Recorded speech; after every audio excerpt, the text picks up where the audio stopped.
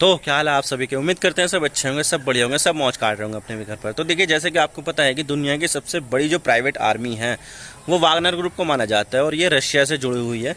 और ये वो काम करती है जो रशिया की आर्मी सीधे तौर पर नहीं कर सकती है, यानी कि इनके इंटरेस्ट को प्रोटेक्ट करना। अगर वो सीधे तौर पर रशिया की आर्मी ऐसा करेगी तो यहाँ पर जो रशिया की आर्मी है उसके खिलाफ कुछ ना कुछ यहाँ पर बातें होंगी, इसकी बदनामी होगी और शायद हो सकता है कि सैंक्शंस भी लगे। लेकिन अगर वो वही काम प्राइवेट आर्मी करेगी तो कोई बात नहीं, सैंक्शन लगाने दो। यहाँ पर तो प्राइवेट आर्मी कर रही है, लग भी जाएगा तो सरकार के ऊपर थोड़ी ना फर्क पड़ेगा, वो तो प्राइवेट आर्मी है। और ये भी वही काम करती है जो रशिया के इंटरेस्ट में होते हैं, यानी कि जो रशिया के काम की चीज़ें हैं उसको ये यहाँ पर जो प्राइवेट आर्मी है वागनर ग्रुप वही करती है। लेकिन रिसेंटली यहाँ पर ये जो वागनर ग्रुप है इसका जो हेड है प्रिगोजिन, उसने यहाँ पर 2 महीने पहले म्यूटिनी कर दी थी, यानी एक छोटा सा रिबेलियन कर दिया था, विद्रोह कर दिया था सरकार के खिलाफ कि हम यहाँ पर ये जो सरकार है इसको उखाड़ फेंक देंगे, हम इसको ये कर देंगे वो कर देंगे, जो भी आएगा उसको हम नेस्त नाबूद कर देंगे। मतलब कि इस तरह की बातें चल रही थी। खैर ये तो जो है उसी टाइम पर दब गया था रिबेलियन। लेकिन अब यहाँ पर जिसने ये रिबेलियन किया था यानी कि प्रिगोजिन, उसकी प्लेन क्रैश में मौत हो गई है। और ये बताया जा रहा है कि भाई इसके पीछे पुतिन का हाथ है, क्योंकि पुतिन अपने दुश्मनों की जो मौत है वो इसी तरह से देता है अचानक से। तो आज इसके बारे में पूरी डिटेल के साथ बात करते हैं कि क्या मामला है ये और एक कैसे एक चप्पल चोर यहाँ पर पुतिन का लेफ्ट हैंड बन गया और फिर बाद में पुतिन ने इसको मरवा दिया। लेकिन उससे पहले अगर आप चैनल पर नए हो तो चैनल को सब्सक्राइब जरूर कर देना, वीडियो को चाहे लाइक करो डिसलाइक करो, लेकिन चैनल को सब्सक्राइब जरूर कर देना। तो चलिए वीडियो का आगाज़ करते हैं। तो बात करते हैं मामला क्या और हम इसके बारे में बात क्यों करें। तो जब बदला लेने की बात की जाए तो यहाँ पर मुझे नहीं लगता कि पुतिन से ज़्यादा खतरनाक कोई बदला ले सकता है। और इनके बारे में ये माना जाता है कि पुतिन ये सोचते हैं कि revenge is dish best serve cold, यानी कि इसका मतलब ये है कि रिवेंज लेना हो तो उसके लिए पेशेंस रखो और सही मौके का इंतज़ार करो और ऐसा रिवेंज लो कि सब जानते हो कि ये तुमने किया हुआ है लेकिन कोई साबित ना कर पाए। और कुछ ऐसा ही हुआ है रिसेंटली, जहाँ पर एक समय पर पुतिन की सरकार के खिलाफ बगावत करने वाले येवगेनी प्रिगोजिन को अब प्लेन क्रैश में मौत हो गई है उनकी। ये मॉस्को से रूस के दूसरे सबसे बड़े सेंट पीटर्सबर्ग जा रहे थे प्लेन से, अपने प्राइवेट प्लेन से, और वो भी अपने प्राइवेट जेट से। लेकिन मॉस्को से कुछ 100 किलोमीटर दूर इनका प्लेन क्रैश हो गया और उसमें शामिल सभी 10 लोगों की मौत हो गई है। मैं आपको वीडियो दिखा देता हूँ।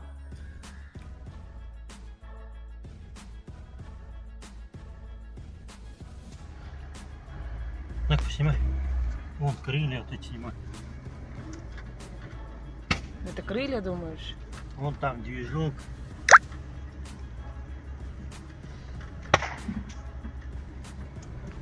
Ты думаешь, второй тоже мертвый? Один весь разорванный, а второй тоже? 1795 написано на крыльях. तो इस चीज़ को लेकर बाइडेन जो है अमेरिका के राष्ट्रपति जो है बिल्कुल कट्टर दुश्मन है रशिया के। तो उन्होंने ये कहा है कि Biden unsurprised by report of Wagner boss Yevgeny Prigozhin, यानी कि ये जो बिडेन है वो सरप्राइज नहीं होंगे, यानी कि बिल्कुल पता था उनको कि हाँ कि अगर उसने ऐसा कुछ किया है तो यहाँ पर जो पुतिन है उसको छोड़ने वालों में से नहीं है।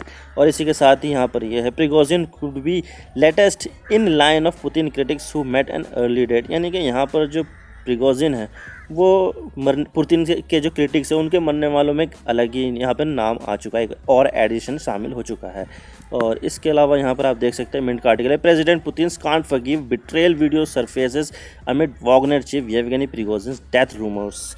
और यहाँ पर पुतिन की एक वीडियो वायरल हुई है जिसमें पुतिन इंटरव्यू दे रहे हैं, जिसमें पुतिन से पूछा जा रहा है कि क्या ऐसी चीज़ है जिसे आप माफ़ कर सकते हो या भूल सकते हो। तो पुतिन कहते हैं कि मैं भूल सकता हूँ लेकिन सारी चीज़ें नहीं। तो जर्नलिस्ट पूछता है कि वो कौन सी चीज़ है जिसे आप नहीं भूल सकते हो। तो पुतिन साहब ये कहते हैं कि मैं धोखा नहीं भूल सकता, अगर कोई मुझे धोखा देगा तो मैं उसे नहीं भूल सकता हूं। और मैं आपको बता दूं कि येवगेनी प्रिगोजिन भी एक समय पर पुतिन के सबसे भरोसेमंद साथियों में से एक थे, लेकिन यहां पर उनका प्लेन क्रैश हो गया और वो मारे गए। लेकिन ऐसा नहीं है कि वो पुतिन के बदले का शिकार होने वाले अकेले हैं, बल्कि यहाँ पर लिस्ट बहुत ज़्यादा लंबी है, इसके बारे में फिर कभी बताऊँगा मैं। लेकिन सबसे पहले हम येवगेनी प्रिगोजिन के बारे में जान लेते हैं कि कैसे एक चोर दुनिया की सबसे बड़ी प्राइवेट आर्मी का हेड बन गया। और ये है वो येवगेनी प्रिगोजिन जिसके बारे में हम बात कर रहे हैं। तो ये है बंदा जिसको पुतिन का लेफ्ट हैंड माना जाता था, जिसका नाम है येवगेनी प्रिगोजिन, और इसका जन्म 1 जून 1961 को सेंट पीटर्सबर्ग, उस समय उसको लेनिनग्राद बोलते थे, तो वहाँ पर हुआ था। रूस का ये दूसरा सबसे बड़ा शहर है मॉस्को के बाद, तो वहाँ पर ये हुआ था इसका जन्म। और इनकी माँ एक हॉस्पिटल में नर्स होती थी और जो पिता थे वो एक माइनिंग इंजीनियर थे। पिता और जो स्टेप फादर है, क्योंकि उनकी माता ने दूसरी शादी की थी, तो इनके जो बायोलॉजिकल फादर है और स्टेप फादर है वो सब के सब दोनों यहूदी थे। तो ये भी एक यहूदी ही हैं और इनके 3 बच्चे हैं जिसमें 2 लड़कियां और 1 लड़का है। जब ये 9 साल के थे तो इनके पिता की मौत हो गई थी, तो इसके बाद इनकी जो नर्स माँ थी उन्होंने दूसरी शादी की थी, तो वो भी एक यहूदी थे, तो इन्हें इनकी माता ने पाला है। लेकिन बाप का साया ना होने से और फाइनेंशियल कंडीशन भी अच्छी ना होने से येवगेनी प्रिगोजिन चोरियां करने लगे और पकड़े गए, जिन्हें एक बार जब पकड़े गए तो 2.5 साल की सज़ा मिली, जिसमें इन्होंने एक केमिकल फैक्ट्री में वर्कर के तौर पर बिताया। और इसके बाद जब वो छूटे तो तब वो वापस लेनिनग्राद यानी कि सेंट पीटर्सबर्ग आ गए और क्रिमिनल गैंग से जुड़ गए और लगातार छोटी छोटी चोरियां करते रहे।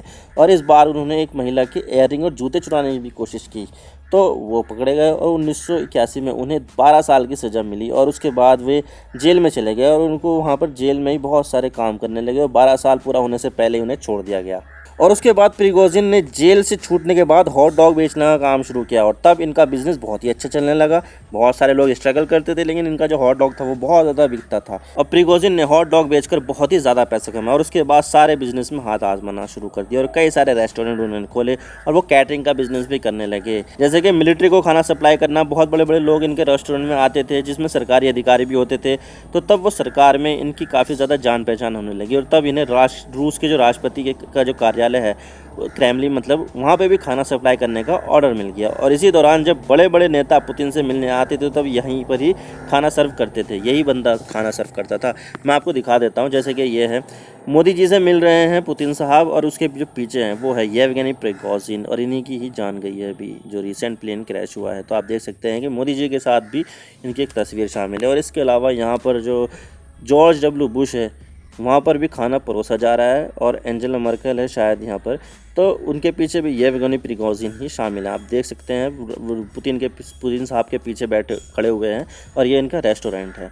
और इसके अलावा यहाँ पर आप देख सकते हैं यहाँ पर भी जॉर्ज डब्ल्यू बुश है और उनके पीछे खड़े हुए हैं येवगेनी प्रिगोजिन। तो यहाँ पर ये बहुत बड़े एक सेलिब्रिटी शेफ बन गए थे जो सरकारी अधिकारियों को और जो दूसरे देश के जो मेहमान आते थे उनको यहाँ पर जो खाना था उसको परोसते थे। तो इनकी जो जान पहचान है सरकारें में बहुत ज़्यादा हो गई और ये बहुत ही जल्दी पुतिन के खासम खास बन गए। और आपको तो पता ही है कि रूस का मतलब पुतिन से है और पुतिन का मतलब रूस से है, तो दोनों एक दूसरे की जान बने हुए बैठे हैं। रूस के तो आप जानते ही हैं कि भाई तानाशाह की तरह व्यवहार करते हैं वो।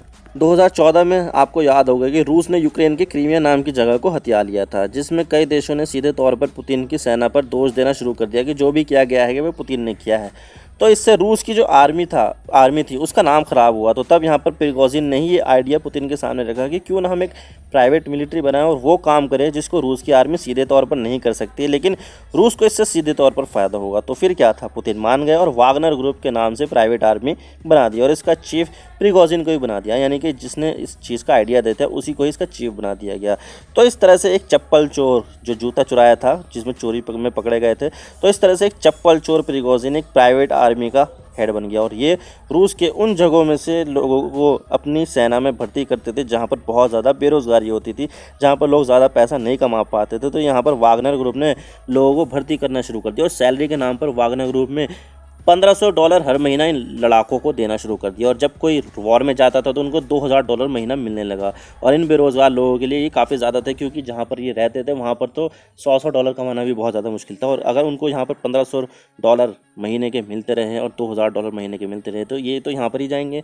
और आज वागनर ग्रुप 10 से भी ज़्यादा देशों में अपनी मिलिट्री सर्विस दे रहा है, ख़ास करके यूक्रेन में, क्योंकि वागनर ग्रुप की सबसे पहली जो डिप्लॉयमेंट थी वो यूक्रेन के डॉनबास के इलाके में ही थी, क्योंकि क्रीमिया के बाद डॉनबास में वॉर शुरू हो गई थी। और जब रूस ने यूक्रेन पर हमला किया तो तब वागनर ग्रुप ने काफ़ी ज़्यादा मदद की और जब रूस की मिलिट्री फेल हो जाती थी तब वहाँ पर वागनर ग्रुप मोर्चा संभालती थी और यूक्रेन को नुकसान पहुँचाती थी।